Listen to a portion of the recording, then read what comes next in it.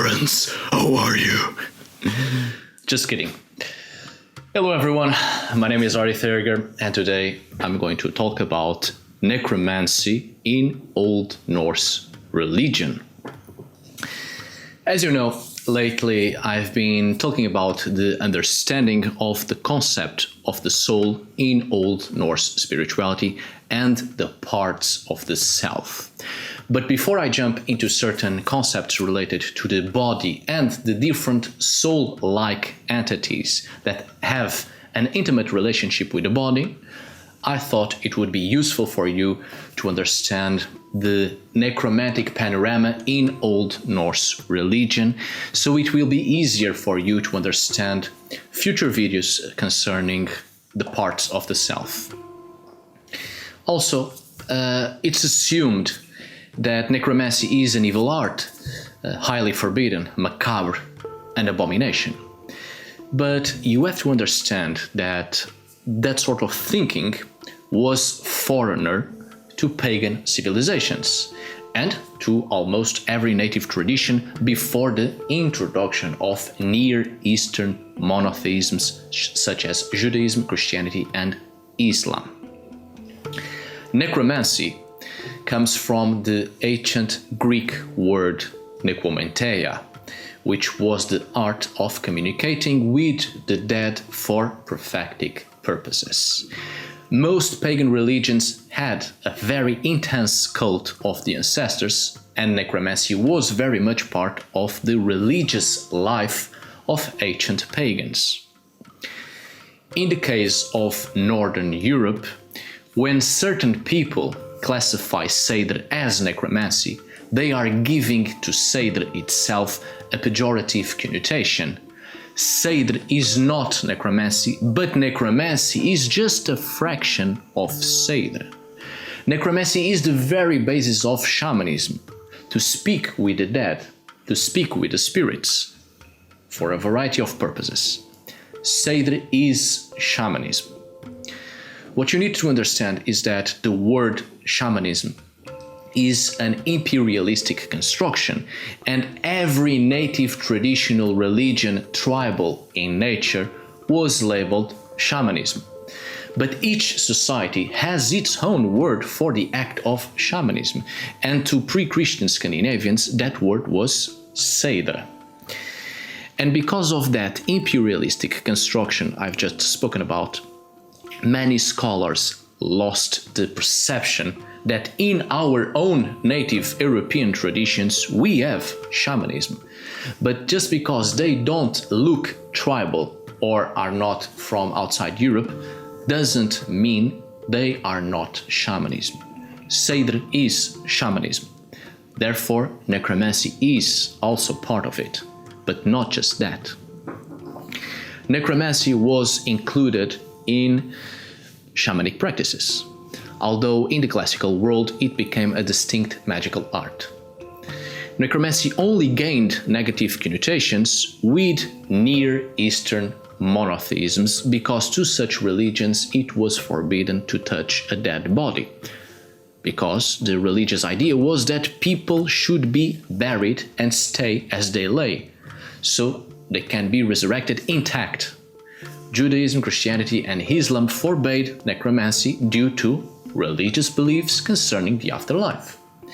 And so a lot of negative connotations were built around the term necromancy to stop people from messing with dead bodies.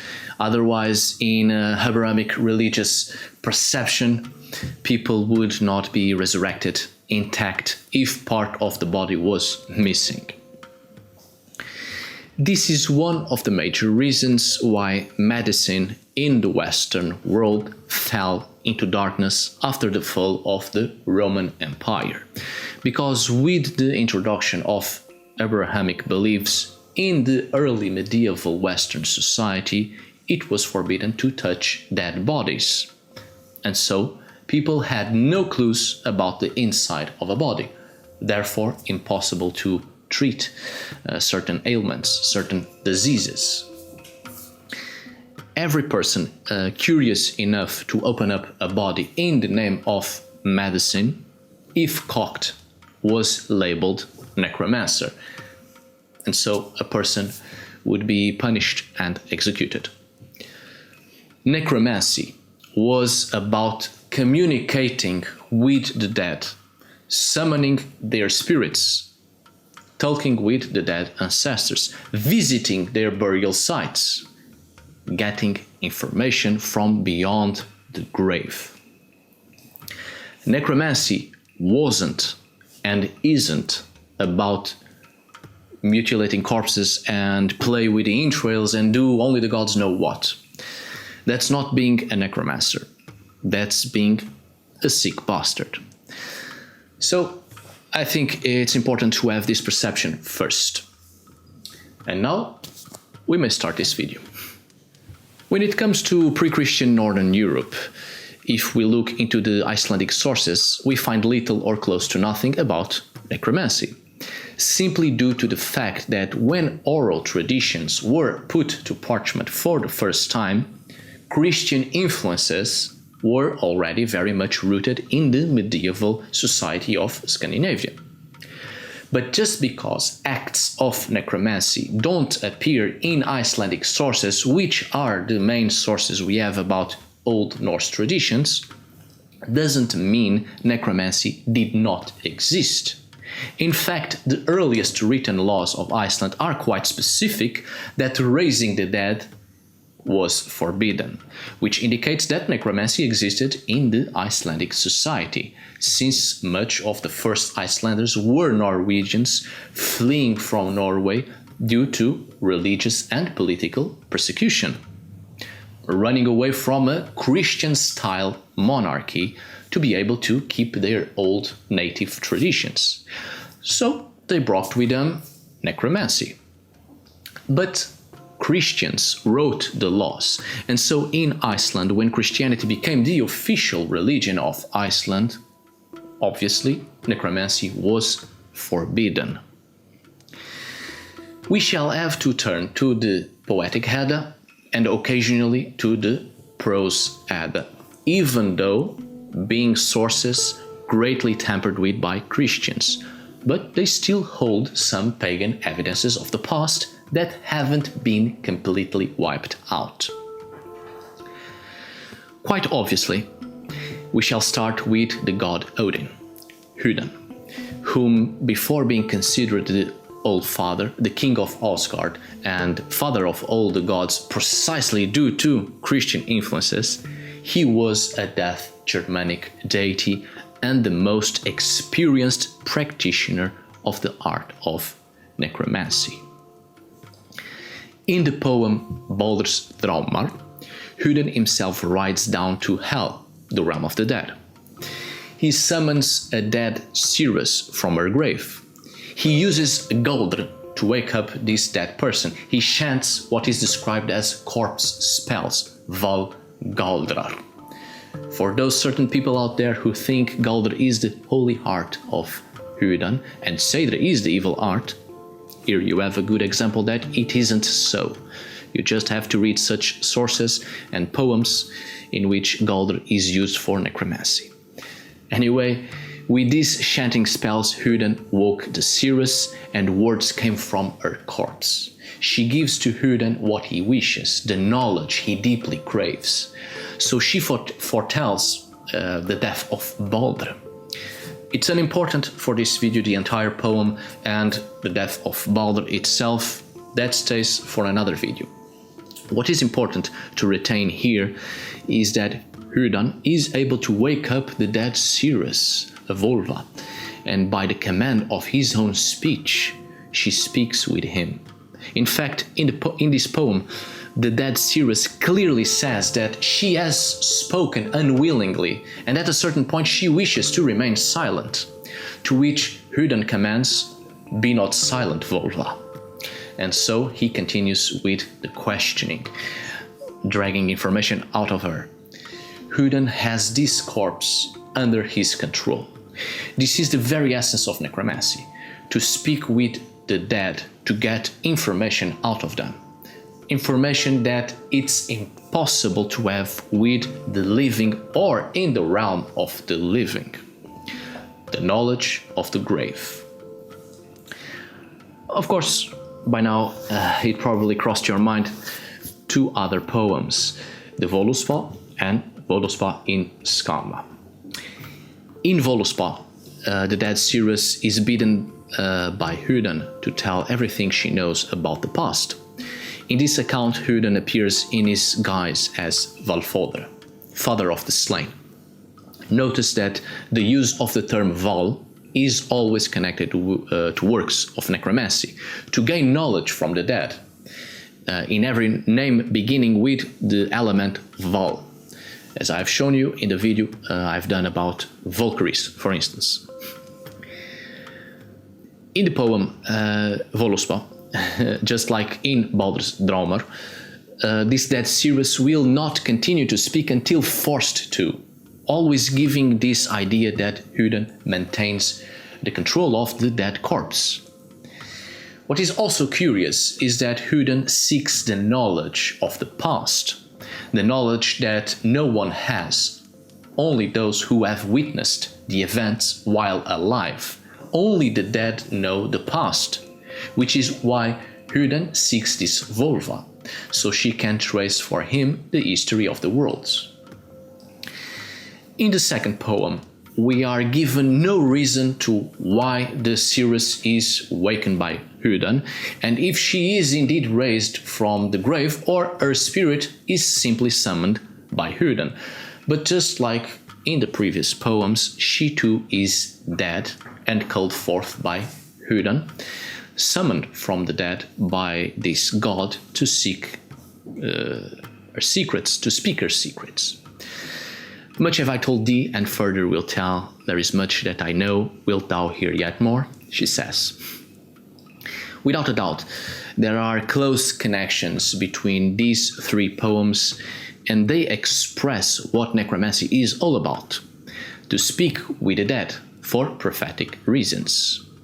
In these cases, the Volvur, the prophetesses, being dead and holding the wisdom of the dead, are summoned, awakened or raised by Odinn, and he uses Valgaldrar, corpse spells, to be able to possess their wisdom.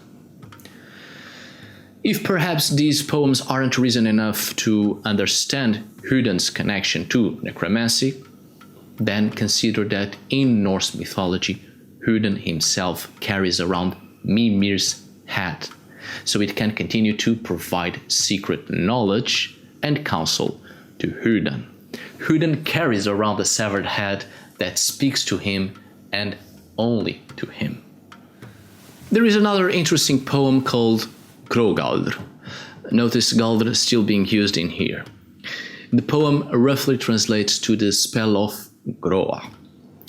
In it, Svipdagra, before going on a perilous quest, consults his dead mother and begs her to teach him certain charms to guard him against danger. He begins with summons to the dead until he summons his own mother from the dead, and she comes forth. Her son summons her spirit, and she comes. She was called with the intention to share her knowledge and aid her son. Svipdagra himself tells his mother that he doesn't have the necessary wisdom and experience he requires for his quest. He needs certain magic spells, and so she teaches him. In this poem, it doesn't specifically say that Groa is in hell, the realm of the dead, but there is no need to. Her son bids his mother to come again to her grave mound, and she says one particular phrase that gives us a hint that she has passed into the earth. As I've said in other videos, particularly concerning hell and the realm of the dead, and when I've spoken about Nostrond, to the Norse pagans, the realm of the dead wasn't in some unreachable place in a reality far away. The realm of the dead, much like in almost every pagan culture, was right here, in this world, the earth beneath our feet. Hell only became a realm in some spiritual reality with the introduction of Christianity, comparing this Norse concept of the afterlife with the infernal realm of the Christian mythology. This is the key point to understand necromancy in pagan societies. The dead were reachable, easy to contact with, because they shared the same reality as we do, but they simply lived in their burial mounds, in their graves, in their tombs. This is the reason why many pagan festivities concerning the dead were celebrated in the actual graves, burial mounds, tombs, and even in the necropolis. In Scandinavian celebrations concerning the dead and the cult of the ancestors were held on the burial mounds. The very concept of the Holfar, the elves, were dead ancestors that chose to dwell in their burial mounds or in the earth itself around their old dwellings to continue to support their descendants. Pre-Christian Scandinavian societies communicated with their ancestors, with their dead, to ask them for protection, for the fertility of the fields, prosperity, and a whole variety of blessings and knowledge, of course, and magical wisdom. In the comment section of this video, I'll have to leave the links of my previous videos concerning these subjects, and you will certainly understand why it's so important to understand that to pagan societies, the realm of the dead was intimately tied with the world of the living, because people virtually shared the same space. And so it was easy to reach the dead and speak to them, because they were here. Their corpses and their spirits were here. This was necromancy, to spend time with the dead, speak to them, summon them, and interact with them. Odinn is obviously the first Norse deity we think about when it comes to necromancy. But were there any other Norse deities linked to necromancy? Of course there were. The beloved goddess Freyja. In the poem Indoljót, there is a particular mention of a consultation of the dead to obtain knowledge. The poem begins with an invocation by Freyja, and she awakens Hyndla, supposedly a giant that dwells beneath the earth. The scene is set in Völuspai, the road of the slain.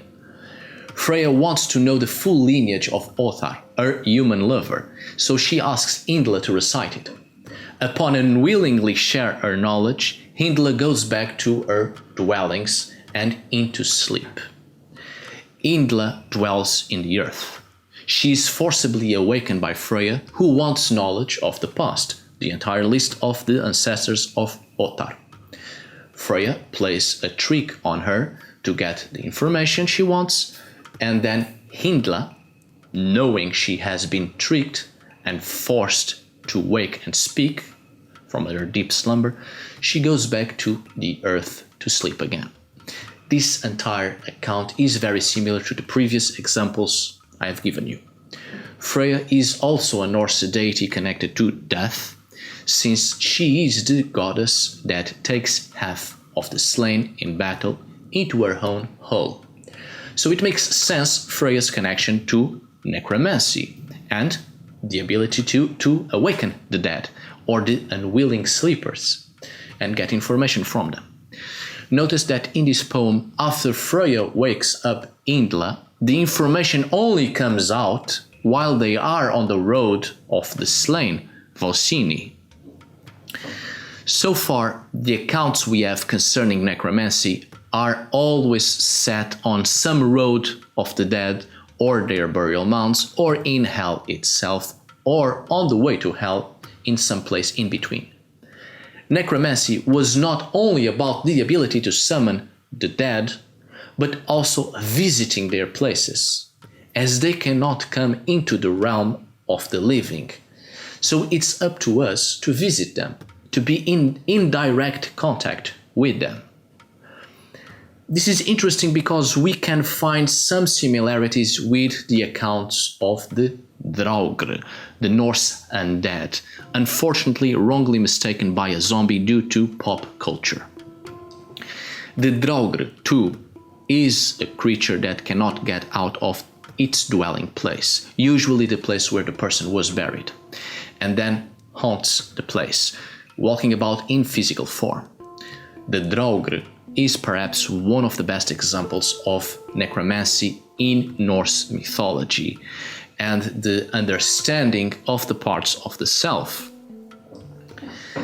As I've said in the video about the parts of the self, one of the parts of the soul is called Vard or Voradr, which is a warden spirit, a soul-like entity residing within the self.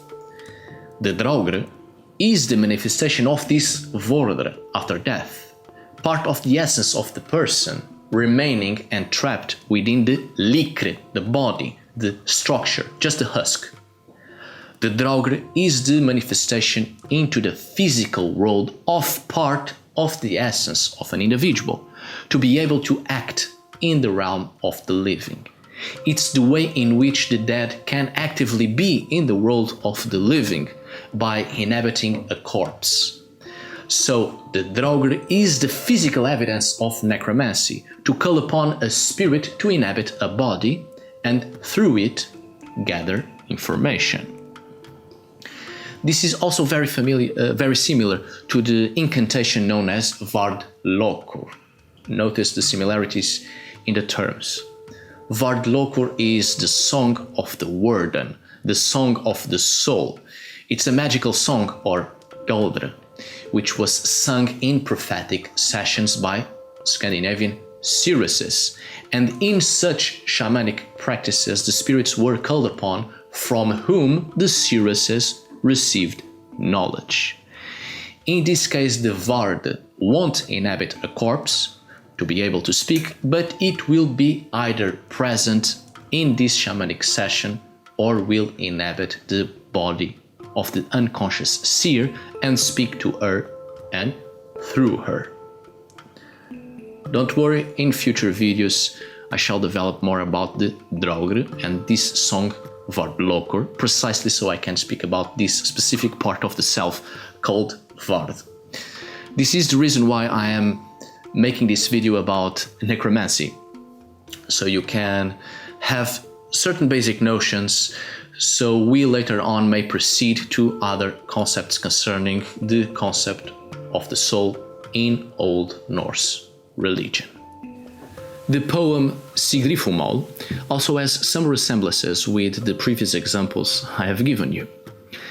Sigurdr awakens a sleeper to receive knowledge from a woman who has been in deep slumber for ages. I'll put in here the part of the poem where she says she has been asleep for a very long time and that she could not speak because she is under a magical spell caused by Odinn to keep her from speaking. She is under a spell of sleep caused by runic magic. This account resembles the same pattern of waking up the dead vulva to have information from the dead, raising the vulva from the sleep of death. The rest of the account deals with runic spells whose origins are attributed to Odinn, and this is where I want to get. She is dead, and she was unable to speak because she was under the influence of sleeping runic spells created by Odinn. As we have seen, Odinn is connected to necromancy, raising or waking the dead. We have also spoken about Galdr, about the use of incantations to speak with the dead. But what about the runes? In this poem, Sigrdrifumál gives us a hint of runic spells connected to making the dead speak. We shall get back to this poem in a moment. There is another account, a poem called Solariod, which informs us that the dead cannot speak. This account is just one of several accounts where runes are required to loosen the tongue of a dead person, allowing it to speak. Odinn carves speech runes so that a corpse comes and speaks with him. Saxo Grammaticus, in his History of the Danes, there is an account where a person named Hardgrep places a piece of wood carved with runes under the tongue of a dead man.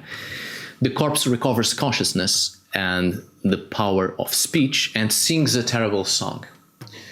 There are several accounts of these speech runes given to the dead so they may speak. Now, returning to Sigrdrifumál, these runes are called Málrunar. The tongues of the dead are sealed by death unless they possess such speech runes. These runes are also given to the dead who enter hell, so they are allowed to speak. So, if in these accounts we have mentions of runes being used to make the dead speak, and such runic spells probably infused with Galdr, maybe it's safe to say that in pre-Christian Scandinavia, runes have been used in necromancy, or at least in spells connected to the act of speaking with the dead. In Old Norse literature, it's not just about waking up the dead to get knowledge from them. There is also the case of the animation of the dead. We have talked about the Draugr, also placing runes in the mouth of dead bodies, and I've already mentioned Mimir. Let's develop a little more around Mimir, whose head was cut off and sent to the Aesir. Odinn took the head, consecrated it with herbs, and uttered spells over it, along with spoken magic, Galdr. And so the head was animated and told Odinn of many things, many hidden secrets and knowledge. This consultation of the dead is indeed different from the previous accounts. It's part of a dead body, which with the use of magic comes to life again, and it's able to see what is normally hidden from the eyes of the living. So perhaps indeed there was some powerful magic at work by using body parts in necromancy, but we cannot be certain of that, at least in pre-Christian Scandinavia. Mimir seems to be the only account of the use of a body part in necromancy, at least a body part resembling to that of a human, because throughout pre-Christian Scandinavian religious practices, both in written accounts and in the archaeological record, we have several indications of animal body parts being used in a variety of spells and rituals. But human body parts, Mimir seems to be the only account making a reference to such activities, perhaps because it's an account speaking of the gods and not human characters. Maybe with the introduction of Christianity, the accounts in which human body parts were used for magic were altered or destroyed, or the concept of Draugr is the only surviving account of necromancy and human body parts. But the Draugr seems something else entirely, raising the dead with incantations by calling upon them, and so the spiritual essence, the Vard, enters the corpse, and the corpse is animated by the spirit. Perhaps Hervarar Saga is one of the best accounts that helps us to understand the concept of the Draugr and the animated dead. It's a romantic ghost story saga in which Hervor, a woman, goes into a haunted island where her father and brother are buried. She goes there to obtain the sword in her father's grave. The dead in the grave mounds were standing at their doors, and they needed to be somewhat awakened. Hervor calls to them. She speaks the words to awaken them, to raise them actually. Although in this account the dead are disturbed not to obtain knowledge from them, but to obtain the magic sword named Tyrfing. So in this account, as in Mimir's account, the living don't wake up the sleeping dead, but rather seek out the dead body or part of the dead body in order to animate it with new life and obtain wisdom or something else from it. Hervarar Saga, if you read this account, please do, I think you will love it. You will certainly find it very familiar and close to heart if you are an enthusiast of J.R.R. Tolkien's works, especially The Lord of the Rings. We have already spoken about Seidr, being the Old Norse term to refer to shamanism. We have spoken about Vardlokur, the song chanted in a prophetic session as part of a shamanic activity. And now I would like to speak about Sitja Uti. Sitja Uti, or sitting out, is a type of shamanic divination which is literally spending the night out on crossways, and with invocations to the power of darkness, secrets and counsel are revealed, given by the dead. It's not uncommon the mention of being in crossroads to receive knowledge from the dead in ancient pagan cultures. The Greek cult of Hecate was often done in crossroads, precisely to obtain knowledge from the dead. You may also find in Icelandic folklore the mention of Utiseta, which is the exact same thing, or in Old Icelandic it was called Nótseta, night sitting, which was a meditative technique performed in the wilds, invocatory meditation. You might remember my book review on the sorceress Screed. You will find in it the sitting out stave, which accompanies this necromantic ritual. This ritual is to seek knowledge from extra-human sources, mainly from the dead and other spiritual entities. In this ritual, if a cemetery is nearby, or at least at the end of one of the 4 roads, it's preferable. This night vigil will be rewarded by the contact a person shall have with entities that will share whatever knowledge they wish to. And so there is a Icelandic magical sign to be used to enhance the chances of success with this kind of working, Sitja Uti or Nótseta. The Icelandic magical stave in question is to be used beneath the nape of your neck. In conclusion, by the study of the sources we can see that necromancy in Old Norse religion has much more than one single conception of the relationship between the living and the dead. There were various approaches to communicating with the dead. All of them seem to come from an old tradition concerning the cult of the ancestors.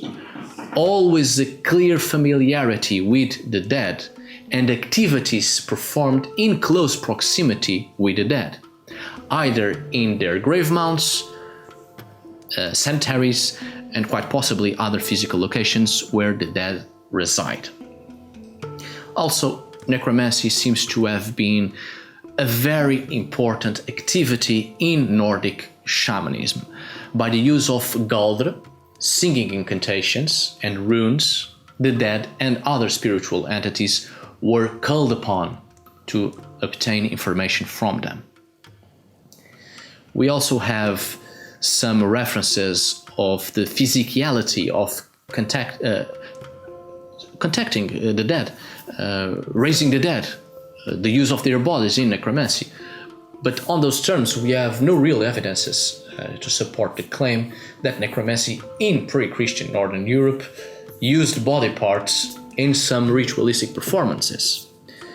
We have the reference of Mimir in the Norse myths, and quite specific, the use of herbs to preserve the head, singing incantations, etc.